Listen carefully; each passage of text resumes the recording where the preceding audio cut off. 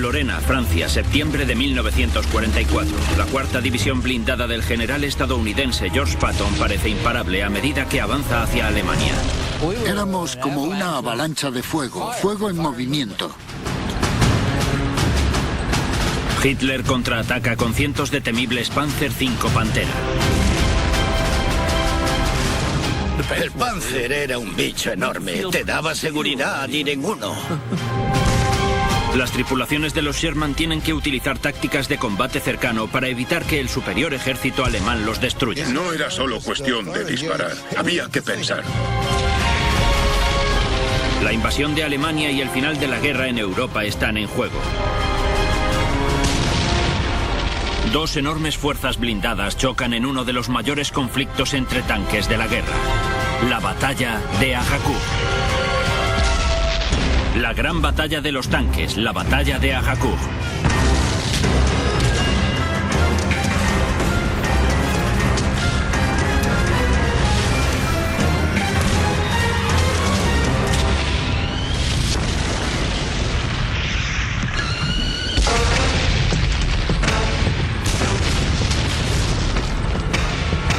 Normandía, 1944, 7 semanas después de la invasión del día D. Por fin las fuerzas aliadas rompen la feroz resistencia alemana y se desplazan a través de la Francia ocupada. El camino hacia Alemania ha comenzado. Las fuerzas británicas y canadienses avanzan hacia el norte, mientras que los estadounidenses se dirigen al sur y al este.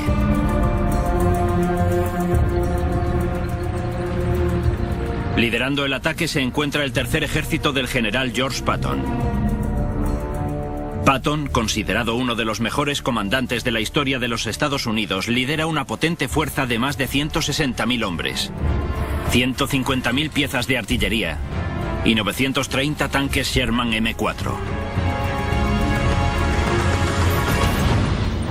El M4 está armado con un cañón corto del calibre 75 con una distancia efectiva de tan solo 800 metros y está protegido por tan solo 5 centímetros de blindaje frontal.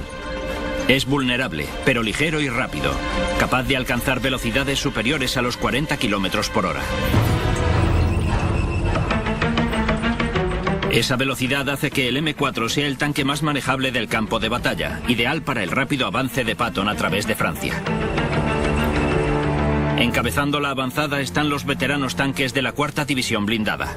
Recibíamos las órdenes de misión de Patton y el clásico ejemplo de sus órdenes era cuando nos decía: avanzad hacia el este y marchaos pitando. Así que sobre el 16 de agosto nos fuimos pitando de allí. Nos desplazábamos a unos 35 o 40 por hora, camino abajo. Usábamos fuego de reconocimiento con la ametralladora disparando en una dirección y con la coaxial en otra. Éramos como una avalancha de fuego. Cuando nos encontrábamos con resistencia, si creíamos que nos iba a dar tiempo, retrocedíamos y dábamos un rodeo. En ese momento, las palabras de moda en el tanque eran rodear y salir pitando.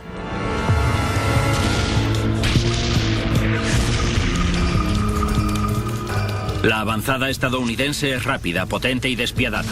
Mermados en número y con grandes pérdidas, los alemanes se ven obligados a retirarse.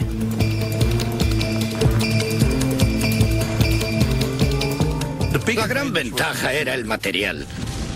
Con el Sherman M4 podías eliminar cientos de ellos que aún quedaban 120 más. Y aún así nunca se quedaron sin hombres. Las fuerzas de Patton superan a las alemanas, que siguen combatiendo desesperadamente a medida que se retiran. Las unidades alemanas ya se habían enfrentado varias veces a los estadounidenses. Seguimos hacia adelante por la carretera, pero más que una carretera, parecía un matadero. Pelotones enteros de alemanes habían muerto por los ataques de las fuerzas aéreas. Langanke da la vuelta y al girar se encuentra con un Sherman esperándole, a tan solo 200 metros. Antes de que le dé tiempo a reaccionar, el Sherman dispara. El proyectil impacta en la parte frontal del tanque Pantera y rebota sin causar daños. Protegido por 8 centímetros de blindaje frontal, el Panzer modelo 5 Pantera es casi invencible ante el fuego frontal. Su cañón de 75 milímetros de alta velocidad supera al del Sherman, lo que hace que sea letal incluso a distancia. Solo tuvo una oportunidad para dispararnos, no tuvo una segunda. Nuestros proyectiles lo atravesaron como si fuese mantequilla. Las tripulaciones de los tanques estadounidenses solían decir: nosotros, dentro de un Sherman, somos unos suicidas al enfrentarnos a un Pantera. Pero ante semejante cantidad de efectivos, incluso el tanque más letal se queda en nada. Langanke se las tiene que ver con un gran número de Shermans estadounidenses y cañones antitanque. Su tanque Pantera es alcanzado repetidas veces. Los proyectiles rebotan en su frontal blindado.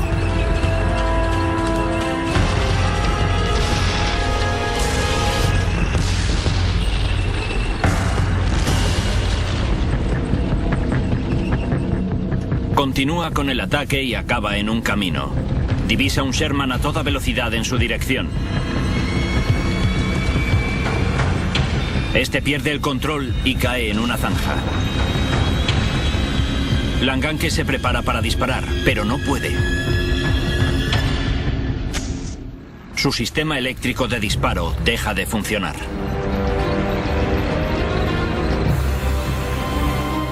Sabíamos que nos iban a disparar en cuanto consiguiesen salir de la zanja. Y cuando me giré vi que había 4 Shermans que venían hacia nosotros y no nos podíamos defender. Langanke se ve obligado a retirarse, al igual que el resto de soldados alemanes por toda Francia. Era una persecución y nos movíamos más rápido de lo que ellos se retiraban. Hacia el final del verano, el cruel ataque aéreo junto con el asalto blindado en masa de Patton llevan al Tercer Ejército a guardar una importante distancia con respecto a la frontera alemana. Lo que consiguió mi tanque desde mediados de agosto hasta primeros de septiembre, cuando cruzamos el río Mosa, fue hacer 530 kilómetros en 12 días. Estábamos eufóricos. Pero esa euforia duró poco. El 1 de septiembre la 4ª División Blindada se detiene de repente. El 2 de septiembre no había órdenes. Así que detuvimos la segunda, detuvimos la tercera sin saber qué hacer. Pero al tercer día nos enteramos de que el motivo por el cual paramos fue el combustible. La velocidad de la avanzada estadounidense pasaba factura después de 5 semanas de combate. El Tercer Ejército se ha quedado sin líneas de reserva y se ve obligado a parar al oeste del río Mosela.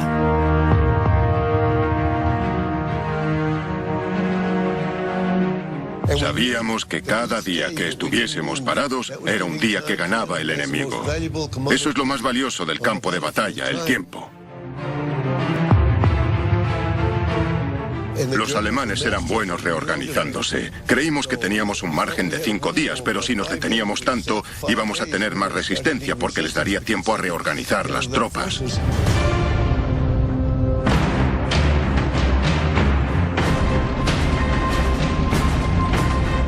Los alemanes le sacan partido a la pausa y se preparan para un contraataque masivo, que se convertirá en una de las batallas tanque contra tanque más espectaculares de la Segunda Guerra Mundial.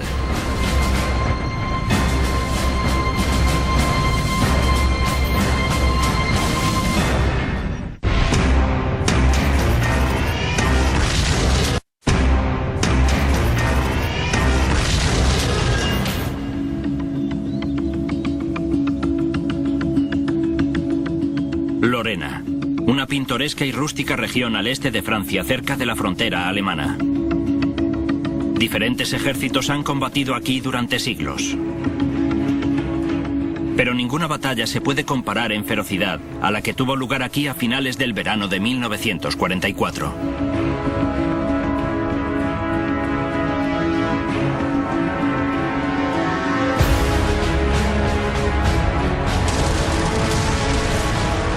De septiembre de 1944.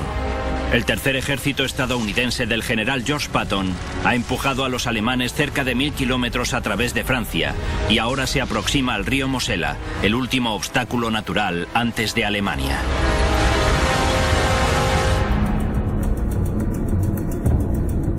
Pero a medida que recortan distancias, la escasez de combustible hace que la avanzada estadounidense se detenga. La cuarta división blindada, la letal punta de lanza de Patton, se ve obligada a parar. Sabíamos que cada día que estuviésemos parados era un día que ganaba el enemigo. Eso es lo más valioso del campo de batalla, el tiempo.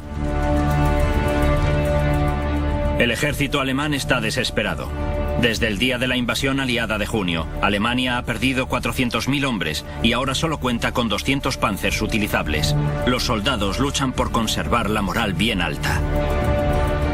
Un soldado nunca sabe lo que pasa, excepto cuando pasa algo justo alrededor de él. Todavía teníamos fe, todavía creíamos que íbamos a ganar la guerra.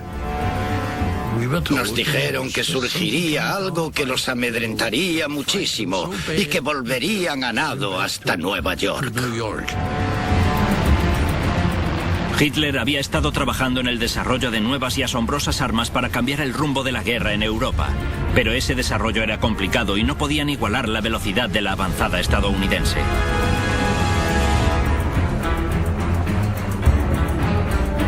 Hitler tenía una última oportunidad de detener la embestida aliada. Durante 1944, las fábricas alemanas batieron récords produciendo tanques para el frente del este. Con la esperanza de poder ganar más tiempo, Hitler desvía estos tanques hacia el oeste y crea nuevas formaciones, conocidas como las Brigadas Panzer. Van equipadas con 135 Panzer IV, 280 Panzer V Pantera y están respaldadas por más de 14.000 granaderos Panzer. Entre ellos se encuentra el joven de 18 años, Heinz Holtmann. La idea era tener pequeñas unidades móviles disponibles para utilizarlas como brigadas de fuego. Estaban pensadas para ser utilizadas en el este. Se utilizaron en el oeste porque estaba todo disponible en aquel momento para parar la avanzada aliada hacia el Rin. El plan de Hitler consiste en sitiar y destruir al tercer ejército de Patton que se había detenido y a continuación avanzar hacia el noroeste para abrir una puerta en el frente aliado. Antes del ataque principal, a la Brigada 112 Panzer se le ordena interceptar a los estadounidenses al oeste del río Mosela, cerca del pueblo francés de Dompierre. El cometido era atacar al tercer ejército de Patton por uno de los flancos desde el sur. Nos desplazamos en tanques. Los granaderos Panzer íbamos subidos en los tanques. El Panzer era un bicho enorme.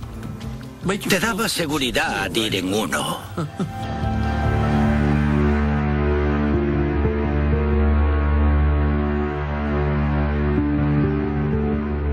Avanzan hasta la tarde. La infantería se asienta para pasar la noche en la montaña. Los tanques, casi 50 de ellos, se encuentran situados en un huerto del valle.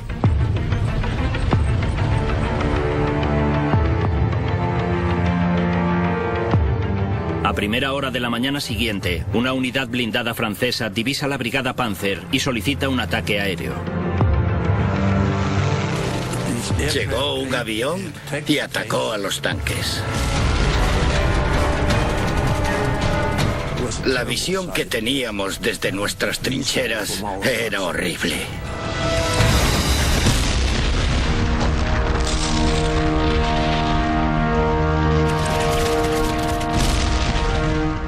Una cosa que no se me borra de la mente es aquel tanque cubierto de napalm. La tripulación salía. Caían al suelo y empezaban a rodar.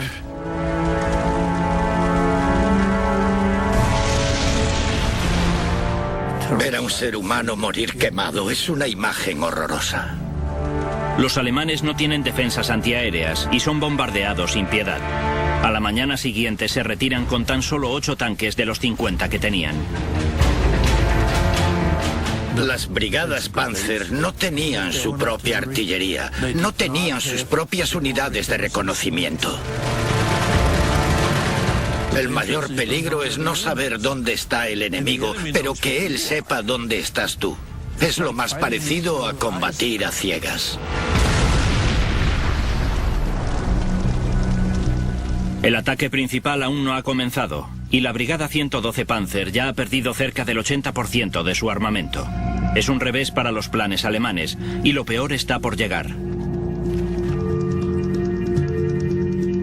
El 13 de septiembre, la 4ª División blindada, ahora ya con combustible, cruza el río Mosela y reanuda el camino hacia Alemania. Como respuesta, Hitler cambia su plan de ataque y se apresura para encontrarse con la avanzada estadounidense. Quería hacernos retroceder hasta el río Mosela. Quería que el Mosela fuese su línea defensiva. Así que nos atacó con todo lo que pudo reunir en aquel momento. 19 de septiembre de 1944. Una niebla espesa cubre Lorena, lo que hace que los aviones no puedan despegar. Al amanecer, los alemanes atacan. Los tanques avanzan y se van encontrando pequeños grupos de resistencia estadounidense.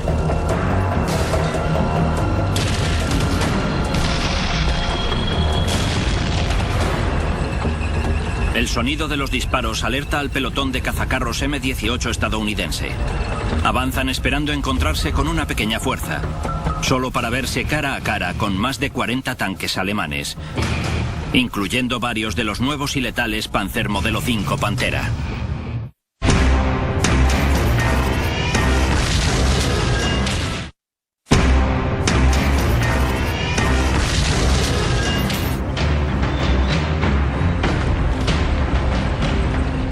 ...19 de septiembre de 1944... en un intento desesperado por parar el avance del tercer ejército estadounidense hacia Alemania... Hitler lanza un contraataque masivo con el objetivo de obligarlos a retroceder a través del río Mosela. Durante las primeras horas de la ofensiva, la Brigada 113 Panzer sorprende y arrolla a grupos dispersos de resistencia estadounidense. La batalla de Ajacú ha comenzado. Un batallón de 4 cazacarros M-18 Hellcat se desplaza a través de una espesa niebla matinal hacia el sonido de los disparos. Los Hellcat llegan al campo de batalla y se enfrentan a 40 tanques de la Brigada 113 Panzer. Con los cazacarros o TDs se encuentra el soldado raso Paul Colangelo. En cuanto nos dimos cuenta de que eran alemanes, comenzamos a disparar. Disparábamos y nos movíamos. Gracias a nuestra velocidad y capacidad de maniobra, tuvimos un gran día. Cada orden de combate normalmente tenía una compañía de TDs. Eran capaces de penetrar el blindaje frontal de un tanque Pantera, por lo tanto eran letales. Armado con un cañón de 76 milímetros de alta velocidad, el Hellcat está diseñado para localizar y destruir rápidamente a los blindados enemigos. Cuenta con una velocidad máxima de 100 km/h. Esto entraña costes. El blindaje del Hellcat tiene tan solo 2,5 centímetros de grosor, lo que lo hace muy vulnerable al fuego enemigo.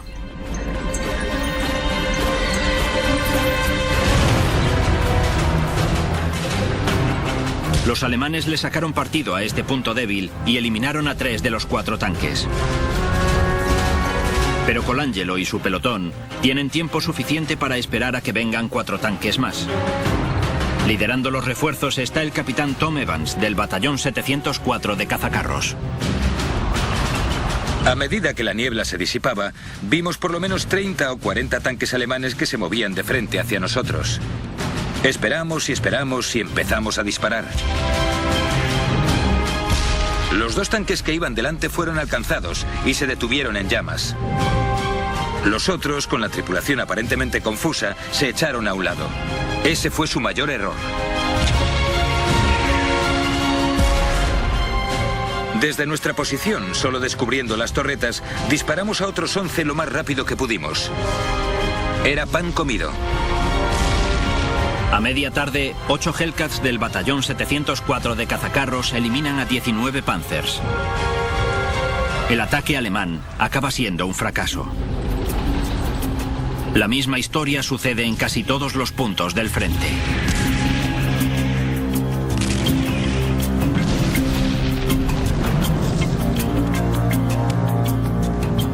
Pero a las afueras del pueblo de Agacourt, los Panzer presionan las líneas estadounidenses, amenazando el cuartel general del Comando de Combate A de la 4ª División Blindada. El comandante Jimmy Leach y su compañía reciben una llamada urgente solicitando ayuda. Los alemanes tenían un par de brigadas blindadas atacando frente a frente.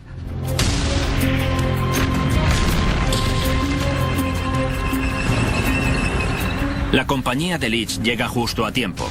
Se encuentra el cuartel general con la guardia baja, defendido solamente por unas cuantas piezas de artillería. Los cañones distraen a los alemanes lo suficiente como para que Leach tome posiciones y prepare un contraataque.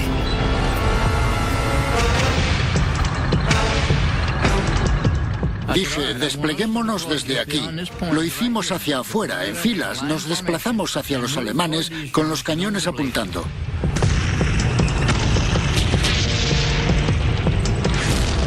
Bueno, cuando resurgimos apuntándoles, los alemanes huyeron del campo de batalla y luego se marcharon. Se fueron bastantes metros a la derecha y subieron la montaña. Debimos haber ido tras ellos. ¿Por qué no avanzamos hacia aquella dirección de noche? Leach reúne rápidamente a sus hombres y con su pequeña fuerza de Shermans lanza una persecución en busca de los Panzers. La compañía A rodea la zona desde la izquierda hacia arriba y sobre una loma encuentra más de una docena de tanques enemigos. Los Sherman atacan. Perdimos 3 Shermans. La compañía A perdió a su comandante y a 2 jefes de pelotón. El blindaje que tenían era superior al nuestro. Su potencia de fuego era superior también.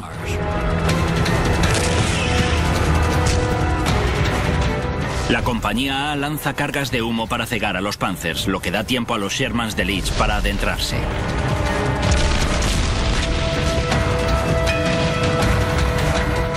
Eso les permitirá alcanzar la parte lateral más fina y vulnerable de los tanques alemanes. Fui por el flanco izquierdo. ¡Vamos! Cuando me di cuenta ya estaba en medio de ellos. Les disparé al lateral. Di una orden de fuego. Artillero, reversa derecha, aguanta. Y cuando lo tenía en la mira dije fuego. Les estuvimos disparando con munición perforante, munición especial antitanque. El M61 es un proyectil perforante diseñado para abrir una brecha en el blindaje. Se desplaza a 620 metros por segundo. Uno de estos proyectiles puede penetrar fácilmente el blindaje lateral de 5 centímetros de un Panzer V.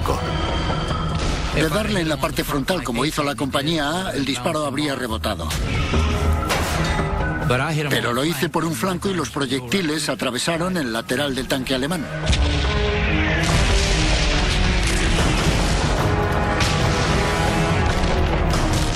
Entre la compañía A y la mía eliminamos 9 panteras. Al final del primer día, el campo de batalla está cubierto por los restos de 43 tanques alemanes. Los estadounidenses perdieron solamente 5 Sherman y 3 Hellcat. El general Patton analizó lo que estaba pasando y pensó que había sido una simple escaramuza con los alemanes, pero esa no era la realidad. Fue una buena batalla Un día y medio de fuego intenso, tanque contra tanque. Y ordenó que continuásemos con el ataque hacia el noreste, dirección Dosag. La mayor parte de las fuerzas de Patton reanudan el avance hacia Alemania. Jimmy Leach y su compañía reciben órdenes de quedarse atrás, cerca del pueblo francés de Moncourt. Yo me fui quedando en la retaguardia, ya que ellos se alejaban de mí. Y de repente, a mi derecha, los alemanes volvieron a aparecer con los tanques en filas. Son tanques de la Brigada 111 Panzer, que responden al desplazamiento hacia el este de Patton, con un ataque sorpresa sobre la retaguardia estadounidense en las afueras de Moncourt. Entonces les empecé a disparar desde lejos y los detuve un poco. Decidí que mi segundo y yo saliésemos y echásemos un ojo sobre la loma.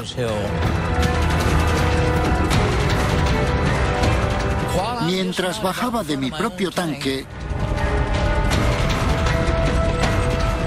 a nuestra derecha en dirección a Moncourt, un tanque le disparó al mío. Y falló. No pude entrar y le hice un gesto para que se retirase hacia un edificio. Los Sherman deben moverse para que los potentes Panzer no se encuentren con un objetivo estático. Sin embargo, el tanque de Leach se para y un Panzer lo destruye.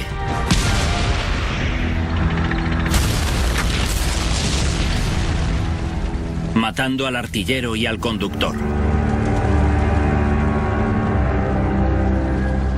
Pero en ese momento, Abrams se encargó del tanque que liquidó al mío.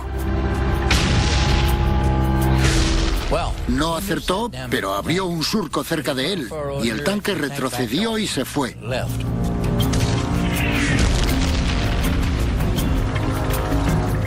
Abrams era muy respetado por todos los hombres de nuestra división.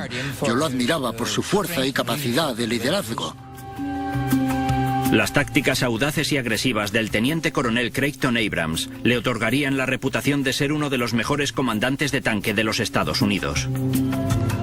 Mientras lidera el 37 Batallón Blindado, Abrams se convierte en el mejor comandante de tanque estadounidense de la Segunda Guerra Mundial. No lideró el ataque, no lo hizo, pero estaba entre el grupo de tanques que lo llevaban a cabo. Era uno de ellos, pudo haber sido eliminado como cualquiera. Al caer la noche, el 20 de septiembre, los estadounidenses han conseguido frenar el ataque alemán, pero los alemanes han tomado Moncourt, y supone una amenaza para el flanco estadounidense.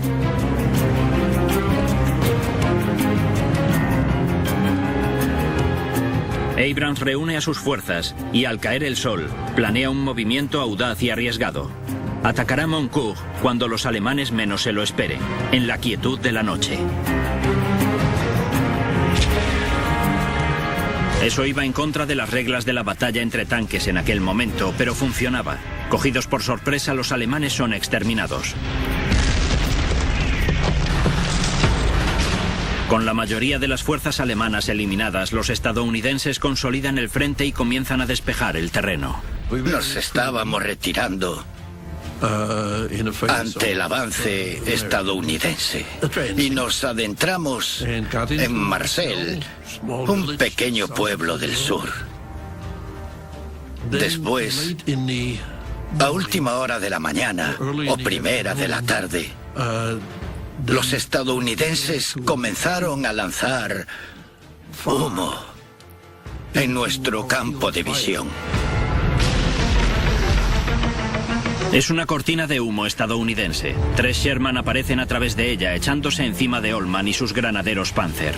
Uno de ellos dispara un proyectil antitanque al Sherman de cabeza y falla.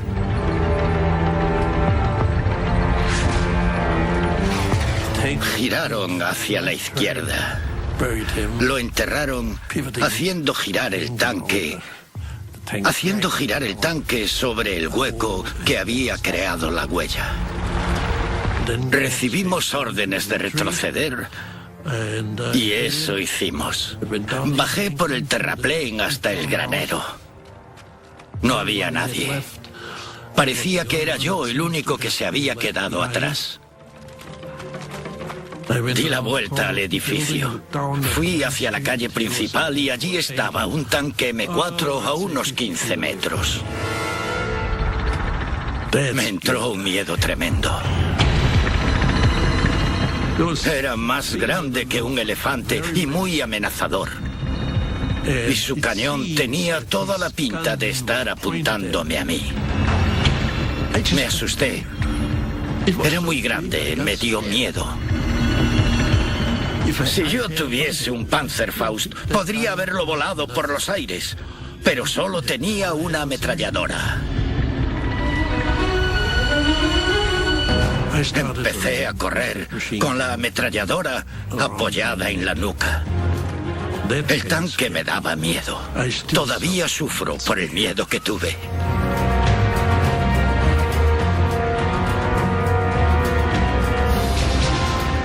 Al final del cuarto día de lucha, los estadounidenses han eliminado 2 brigadas enteras de Panzer.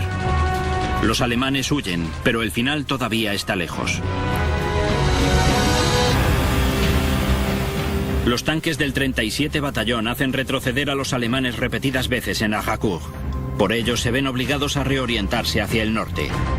Se dirigen hacia la ciudad de Château-Salins, ocupada por el 8º Batallón de tanques de la 4ª División Blindada. Controlábamos el terreno montañoso, dominábamos el terreno. Estábamos asentados. Era una situación poco habitual para nosotros. Éramos un arma ofensiva e íbamos al ataque. Ahora estábamos en la defensa. Nos tanteaban con disparos de artillería. Pero teníamos la sensación de que se preparaban para algo grande. Y en efecto, con el primer rayo de luz levantamos la vista y vimos una gran extensión de bosque, Château-Salins, de donde empezaron a salir tanques.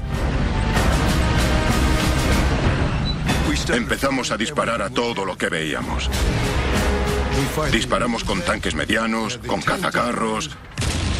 Era una cortina de fuego a medida que se acercaban. Se dieron cuenta de que entrarían en combate.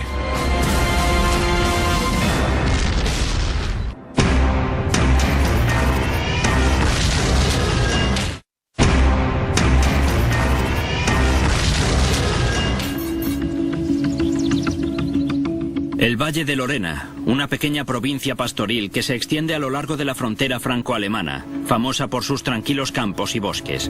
Fue aquí durante 10 días en septiembre de 1944, donde tuvo lugar la batalla de Agincourt.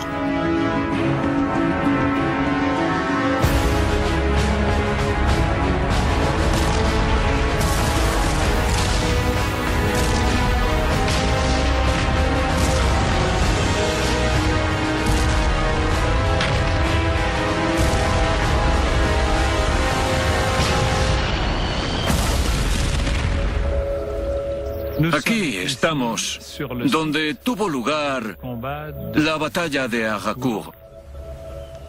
Así es como era el paisaje en aquel momento. No quedan casi restos de la batalla. Aquí tenemos una muestra de los objetos que aún se pueden encontrar, pero son muy poco comunes.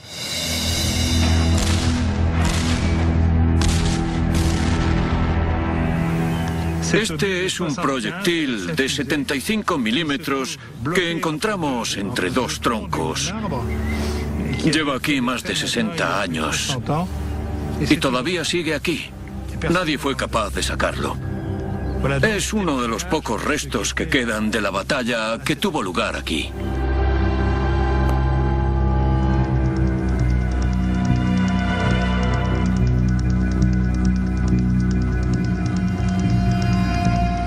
Los Sherman del 8º Batallón de Tanques de la 4ª División Blindada defienden la ciudad de Château-Salins.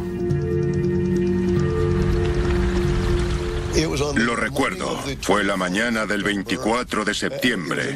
El día estaba nublado, gris, triste, lluvioso, cerrado. Me llevé todo lo que teníamos disponible. Cogí los tanques medianos y un pelotón de cazacarros.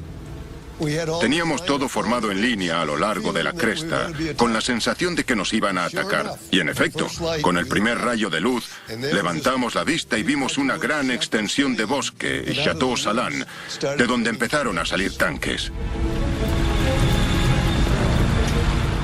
La mayoría eran tanques Pantera, pero también había algún Tigre por el medio.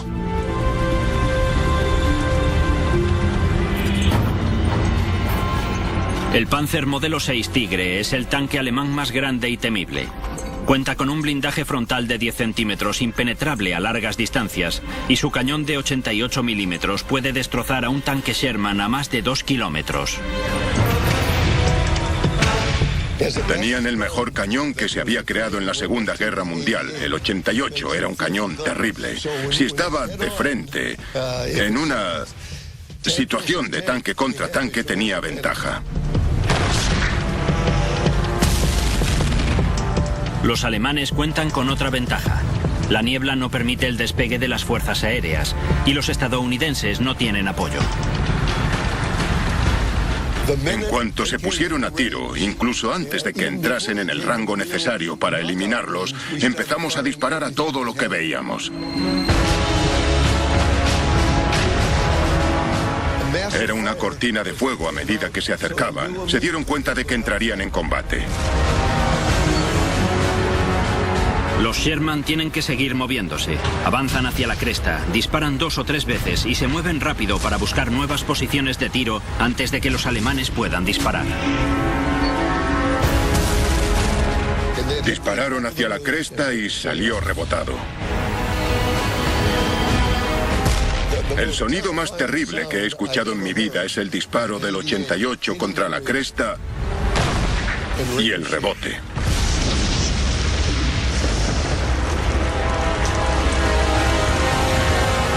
Es un sonido ensordecedor y aterrador. La gente cree que la única manera de eliminar un tanque es dándole en la parte frontal. No, esa es la parte más gruesa. Si estás disparando contra un tanque, como nosotros, no apuntes a la parte frontal, sino apunta a la torreta.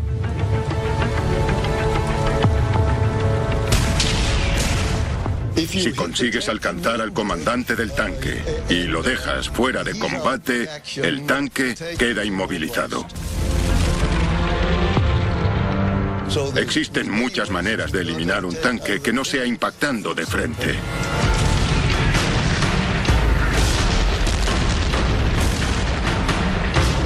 La batalla prosigue durante todo el día, con pérdidas en ambos lados. Los estadounidenses se preguntan si podrán aguantar.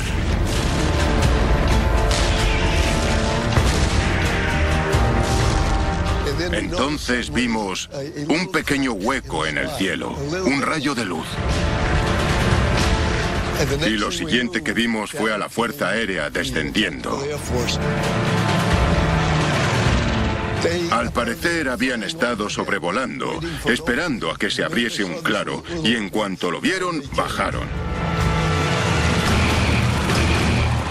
Empezaron a destrozarlo todo, ametrallando y bombardeando.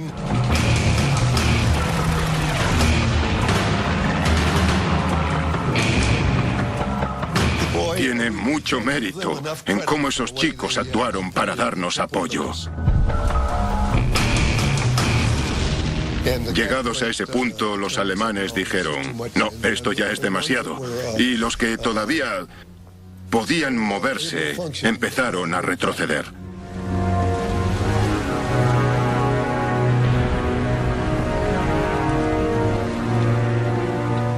La batalla continúa durante 5 días más.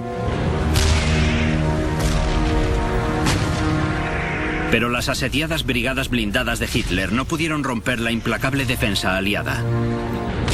A finales de septiembre, los alemanes se retiraron hacia el Rin. La 4ª División Blindada del general Patton había ganado la batalla de Agincourt.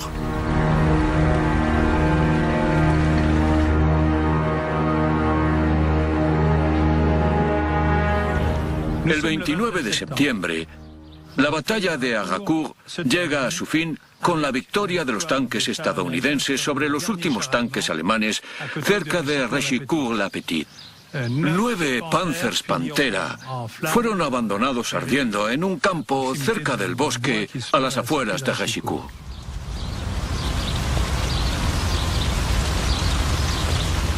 Adquirimos este tanque, que es un Sherman, del mismo modelo que los que combatieron aquí, para conservar el recuerdo de aquellos que lucharon aquí y que nos permitieron recuperar la libertad y lograr la victoria sobre el ejército alemán. Y para mostrarles nuestra gratitud por la libertad que continuamos disfrutando.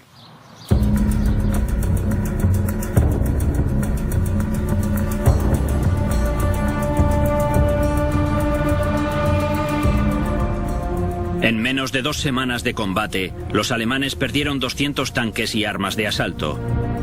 Casi el 75% de la fuerza con la que contaban en un principio, además de miles de hombres muertos, heridos o capturados. No salió bien por varios motivos. Uno de ellos fue la total falta de experiencia por parte de los líderes. Todo el plan en aquel momento era improvisado. La coordinación de las operaciones en los niveles más altos era muy pobre. No teníamos formación, ni siquiera nos conocíamos. Esa fue una de las mayores desventajas de las nuevas brigadas Panzer.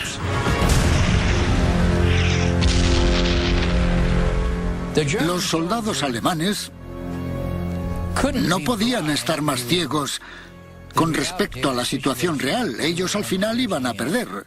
Perdían demasiado territorio por ambos frentes. No dejaban de retroceder hacia Alemania. La victoria estadounidense en Lorena tiene unos costes altísimos. 225 hombres muertos y 648 heridos. 41 Sherman y 7 Hellcat fuera de combate.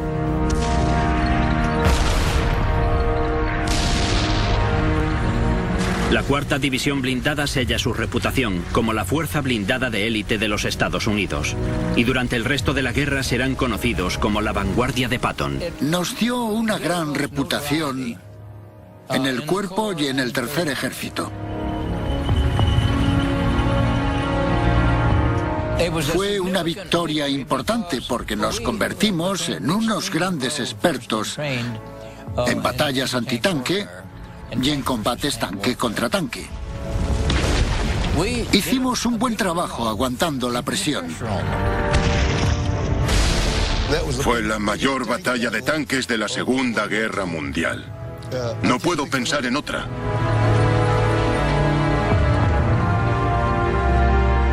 Ahora aquí sentado, todo esto me parece increíble. Pero estoy muy orgulloso de haber estado allí. Si me pidiesen que lo volviese a hacer, lo haría. No puedo creer que estuviese allí. Me parece increíble todo lo que hice. Es una sensación muy extraña.